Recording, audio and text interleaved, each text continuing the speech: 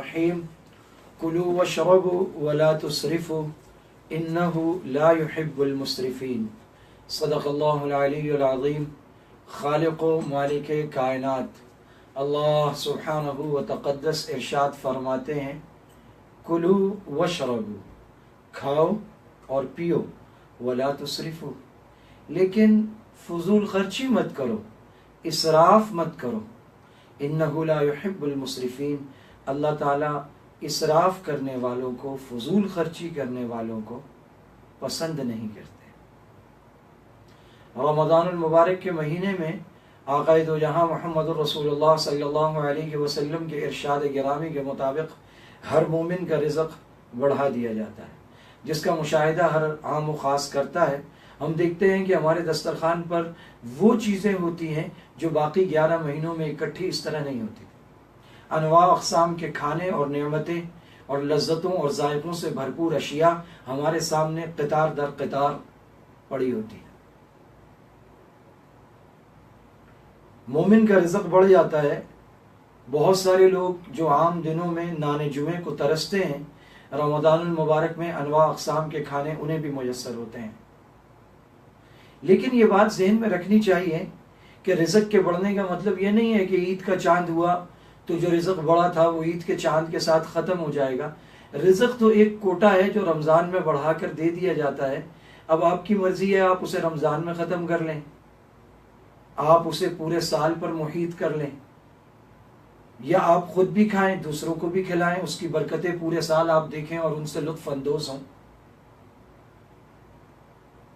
زیادہ عبادت کرنے والے، زیادہ اللہ والے، اللہ کے ولی، ان کا بھی رزق بڑھتا ہے نا، ان کا تو زیادہ بڑھتا ہوگا، تو وہ تو کھاتے ہی نہیں بالکل کچھ بھی، تو پھر ان کا جو رزق ہے وہ کہاں جاتا ہے؟ تو ظاہر ہے کہ وہ پورے سال پر اس کی برکتیں محیط ہوتی ہیں اور ان کے دسترخوان سے نادار اور فقراء فائدہ اٹھاتے ہیں، اور وہ اپنے بڑے ہوئے رزق میں سے جو اللہ انہیں دیتا ہے رمضان میں زیادہ عطا کرتا ہے، اور عام دنوں کے بھی رزق میں سے لوگوں کے پیٹ بھرتے ہیں، لوگوں پر خرچ کرتے ہیں۔ تو میرے بھائیوں، رمضان لذت کا مہینہ نہیں ہے، رمضان اس چیز کا مہینہ نہیں ہے کہ ہمارے دسترخوان پر انواع اقسام کے کھانے ہوں، ہم اس وقت تک افطار نہ کریں جب تک ہمارے سامنے پکوڑے نہ ہوں، سموسے نہ ہوں، آلو چھولے نہ ہوں، دہی بڑے نہ ہوں، مختلف رنگوں کے شربت نہ ہوں، کولڈ ڈرنکس نہ ہوں، ٹھنڈا دودھ نہ ہو، چٹنیاں اور اچار نہ ہوں، اور مختلف اقسام کے کھانے اور بریانیاں اور میٹھے اور نہ جانے کیا کیا۔ یہ مقصد نہیں ہے۔ رمضان المبارک نفس کو آلائشوں سے پاک کرنے کا مہینہ ہے۔ رمضان المبارک کثرت قیام کے لیے ہے کہ قیام کی کثرت ہو، 5 نمازوں کے علاوہ تہجد بھی پابندی سے پڑھ رہا ہو، قیام اللیل ہو، تہجد پابندی سے پڑھ رہا ہو، اس کے ساتھ ساتھ تراویح پابندی سے پڑھ رہا ہو، نوافل کی کثرت ہو، اپنی قضا نمازوں کو ادا کر رہا ہو، تلاوت زیادہ کر رہا ہو، کثرت قیام نہ کہ کثرت طعام۔ کلو واشربوا، کھاؤ پیو، ولا تسرفوا، فضول خرچی مت کرو۔ اتنی چیزیں اور پھر کسی ایک چیز کی ایک قسم پر بھی بس نہیں کرتے۔ میٹھا ہے تو کئی قسم کا، پکوڑے ہیں تو کئی قسم کے، سموسے ہیں تو وہ آلو کے الگ ہیں، قیمے کے الگ ہیں، فلاں کے الگ ہیں، فلاں کے الگ ہیں، اور یہ رول ہیں اور یہ کیک ہیں اور یہ پیسٹریاں ہیں۔ نفس کو اس کی لذتوں سے روکنا ہے، اس کی خواہشات کو پورا نہیں کرنا۔ جو نفس کی خواہشات کو پورا کرنے میں لگ جاتا ہے، نفس اس کو برباد کرنے میں لگ جاتا ہے۔ وہ کسی نے کہا تھا کہ ٹوبیکو کمپنیز کل دیئر بیسٹ کسٹمرز، یہ دنیا کی واحد کمپنیاں ہیں جو اپنے سب سے اچھے گاہکوں کو قتل کرتی ہیں۔ جو جتنی زیادہ سگریٹ خریدے گا، جتنی زیادہ پیے گا، اتنا زیادہ مارا جائے گا، اتنی زیادہ بیماریوں کا شکار ہوگا، اس کو مختلف اقسام کی بیماریاں، تکلیفیں، پریشانیاں گھیر لیں گی۔ اسی طرح نفس بھی ٹوبیکو کمپنیز سے کہیں زیادہ آگے ہے۔ جو اس کی خواہشات کو پورا کرنے میں لگ جاتا ہے، یہ اس کو برباد کرنے میں لگ جاتا ہے۔ ہم اپنے دل کی خواہشات کو پوری کرنے میں لگے ہوئے ہیں، یہ ہمیں برباد کرنے میں لگا ہوا ہے۔ یہ ہمیں کھانے میں لگا دیتا ہے، پینے میں لگا دیتا ہے، سونے میں لگا دیتا ہے، پہننے میں لگا دیتا ہے، عید کی شاپنگ میں لگا دیتا ہے، کپڑوں اور جوتوں میں لگا دیتا ہے۔ یہ ہمیں پرفیومز میں، خوشبو میں، میک اپ میں، بیوٹی پارلرز میں، یہ ہمیں نہ جانے کن کن چیزوں میں برباد کر دیتا ہے۔ رمضان کی راتوں کو انہوں نے پکنک بنا دیا ہے۔ کلو واشربوا، کھاؤ پیو، ولا تسرفوا، اسراف مت کرو۔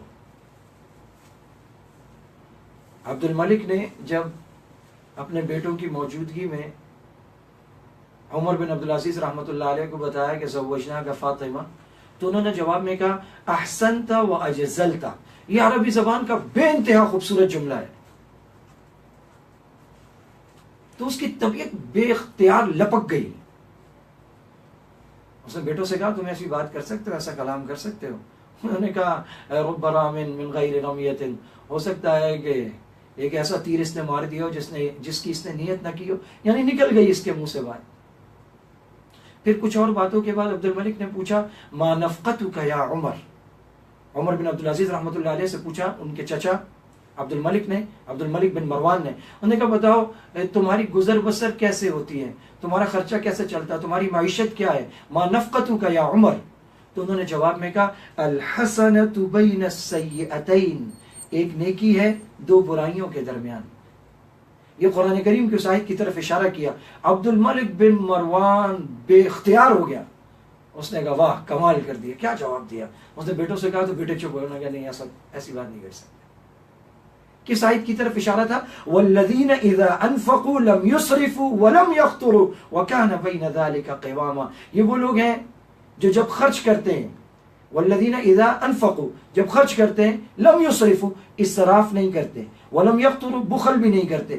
اسراف گناہ ہے، گناہ کبیرہ ہے، بخل گناہ کبیرہ ہے۔ اسراف کرنے والے کو کہا ان المبذرین کانوا من اخوان الشیاطین، یہ شیطان کے بھائی ہیں۔ اور بخیل کے بارے میں کہا کہ وہ تو اللہ کا دشمن ہے۔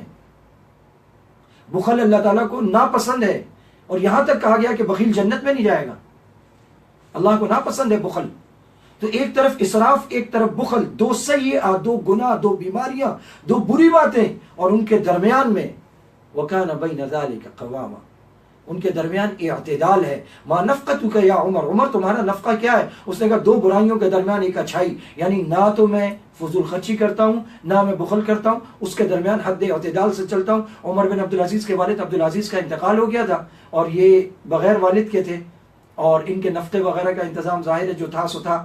نے کہا الحسنۃ بین السیئتین۔ تو یہ ہے ایک مومن کہ مومن کلو وشربو پر عمل کرتا ہے، ولا تسرفو سے بچتا ہے۔ اس کا نفقہ کیا ہوتا ہے؟ الحسنۃ بین السیئتین، دو نیکیوں، دو برائیوں کے درمیان ایک نیکی۔ وہ اسراف سے بھی بچتا ہے، وہ بخل سے بھی بچتا ہے، اور وہ اعتدال کے ساتھ چلتا ہے۔ اللہ سبحانہ و تقدس ہمیں یہ توفیق عطا فرمائے کہ ہم اعتدال کے ساتھ چلنے والے ہوں، رمضان المبارک میں نفس کو اس کی خواہشات سے روکنے والے ہوں، اور نفس کو زیر کرنے والے ہوں۔ شیطان ہمارا دشمن ہے جو بند ہے، لیکن نفس ہمارے ساتھ ہے۔ ہمیں اسے پچھاڑنا ہے، اسے زیر کرنا ہے، اور پھر باقی 11 مہینوں میں اسے زیر کرنے کے بعد شیطان سے کشتی لڑنے کے لیے تیار ہونا ہے۔ اور اسے اگر ہم زیر کر گئے، شیطان کو بھی انشاءاللہ ہم پچھاڑ دیں گے۔ اللہ سبحانہ و تقدس ہماری مدد اور نصرت فرمائے۔